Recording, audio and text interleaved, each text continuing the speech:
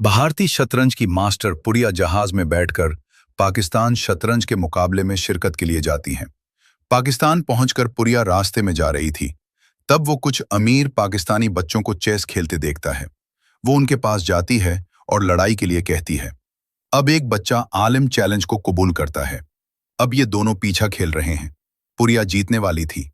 तभी आलिम गुस्से में चेस बोर्ड पलट देता है और चला जाता है। अब ताक़ुब का मुकाबला शुरू होता है। हर एक को अपने मुखालिफिन के नाम बताए जाते हैं।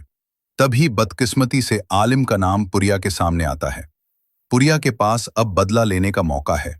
लड़ाई शुरू हो जाती है। पुरिया सही हरकत कर रही थी तो आलिम भी उसके सामने टकरा रहा था। पाकिस्तानी सपोर्टर्स कहते हैं कि हमारी दुनिया जीत जाएगी, तो भारतीय शायकीन का कहना है कि पुरिया को चेस में हराना मुमकिन नहीं, नामुमकिन है, लेकिन आखिर में एक ड्रॉ है। अब फातेह का फैसला करना आपकी जिम्मेदारी है। पाकिस्तान को जीतने वालों को लाइक और सब्सक्राइब करें और इंडिया को जीतने के लिए कमेंट्स करें। देखते हैं असल शतरंज का मास्टर कौन है।